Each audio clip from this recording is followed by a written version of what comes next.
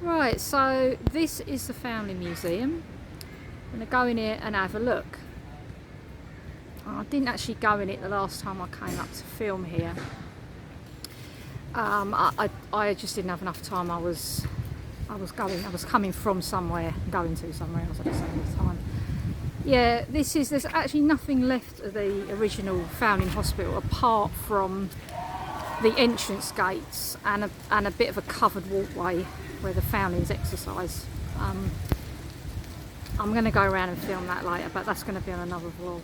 Yeah, but this is about the Foundling Museum. Okay, this is a statue here of this is Thomas Coram. He's the guy who founded the Foundling Museum. Originally opened in 1742, but it wasn't on this site.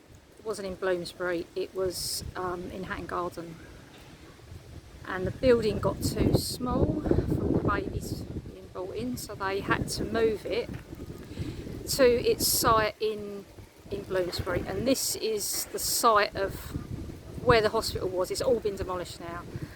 I'm going to walk down this alleyway here later and go to the front and film the front gates, but I'm going to put that on another vlog. Yeah, so I'm just going to go in and have a look in the Foundling Museum. Yeah, okay. I did say earlier in Bloomsbury. Just get some bearings. So I've just come from the tube, Russell Square tube, it's just over the back of here. And yeah, this area is Bloomsbury, Fitzrovia. Yeah, sort of North London. Yeah. I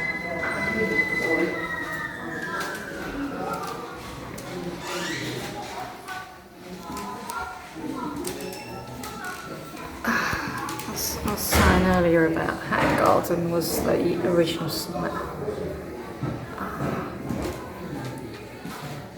That's Hatton Garden, and this is like, see, Holborn's here, and it's like Lamb's Conduit Fields. What's now Lamb's Conduit Field?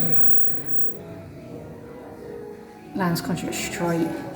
Sorry, and that's where the Foundling Hospital moved to after the original site was closed because it just became too small. There were too many babies being brought in, so they moved.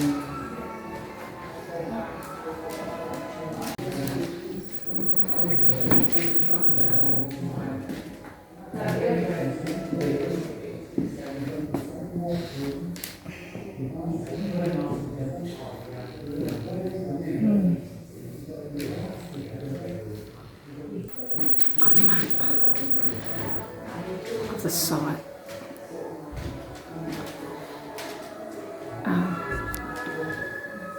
This is a sort of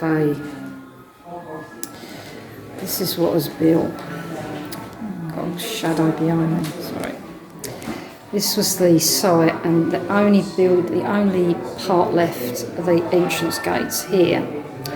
And this bit here, which would have been a covered walkway, that the Foundlings used to exercise in when it was raining or bad weather. We're sort of like here. All this now has been demolished. It's all a big kids' playground now. This central building was the admin block and the chapel. And the building to the right here was the girls' section. And the building to the left was the boys.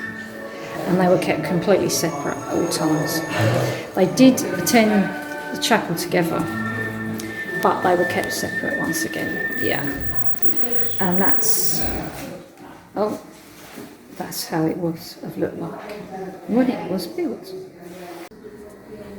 These are the famous tokens that the mothers left with the babies that they handed in.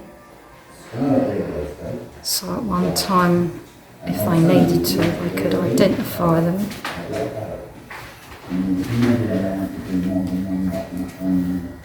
Got like little coin type things there. But you've got very sort of like basic things like this here, this sort of bracelets. Some are quite sophisticated. Right, this looks like a purse. Initials on it, so it's like the mum really took the time to make that. And then you've got some not so sophisticated ones, like this here looks like some type of nutshell or something, yeah.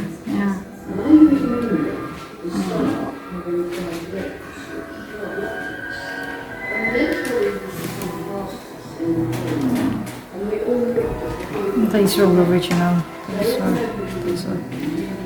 Look at this little thing, it's been made here, it's like handmade.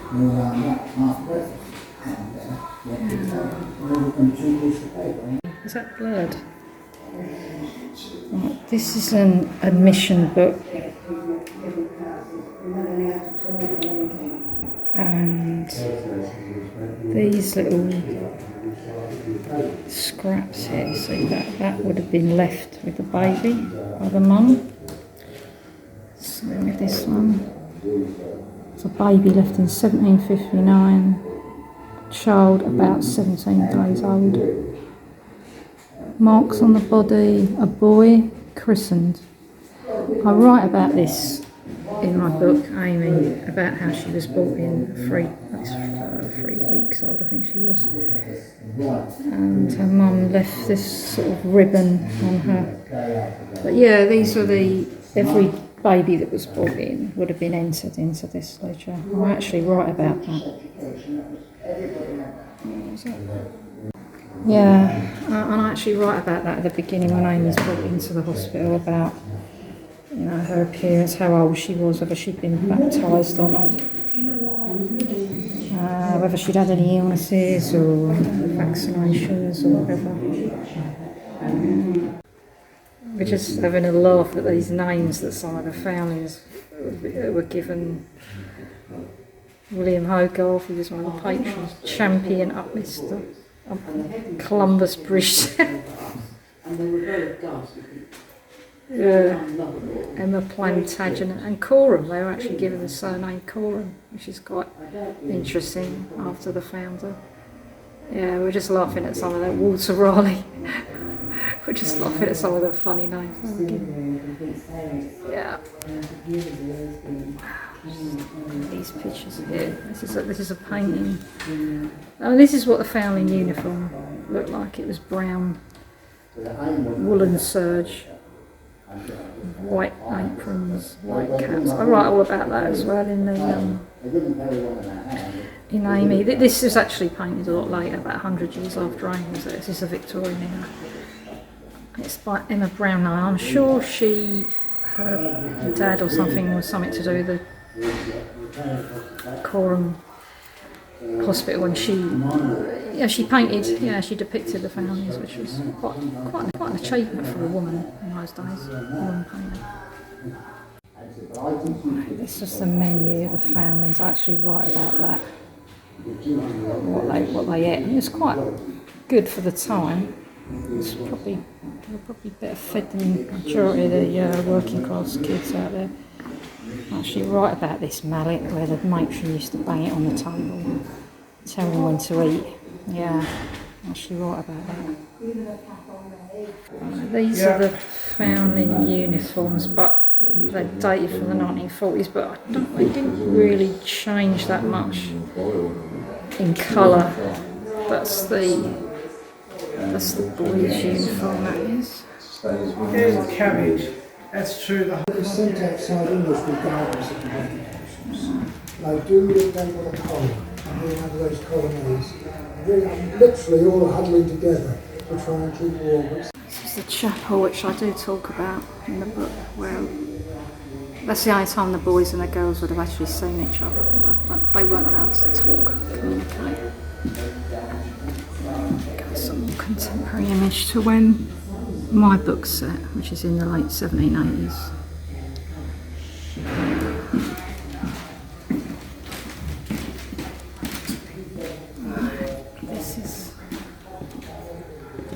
This is a mock-up of what the what was it called? Committee room, that's it. And this is where, I actually portray this in the book, when the families come in and they're told where they're going to go. And yeah, this is a mock-up of what the room looked like. And I actually say that Amy has to come in here and clean everything in her training as a domestic servant. That was the fate of all the girls, yeah. Yeah, it's lovely. Hogarth did a lot of paintings in the hospital because he was a patron and he donated a lot of his paintings to the family. That's another one by Emma Brownlow. This is Hogarth's Guards March to Finchley, and it was by Hogarth and he donated it to the hospital. It's when the army marched out of London to go and deal with the Jacobite rebellion, 1745. And it's got some references, that he's put in Hogarth to do with the founding. I'm just walking up the famous staircase. This was taken from the original Foundling Hospital, one of the features that was saved, the original features.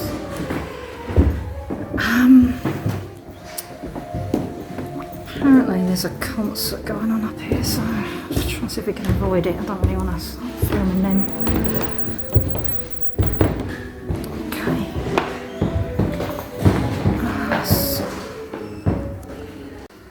Yeah. This was a courtroom where they held sort of dinners and whatnot. Once again, the foundings, the girls would have had to come in and clean this. Obviously not the original site. It was taken out of the hospital before it was demolished. Oh, it's lovely moulded ceiling. Yeah.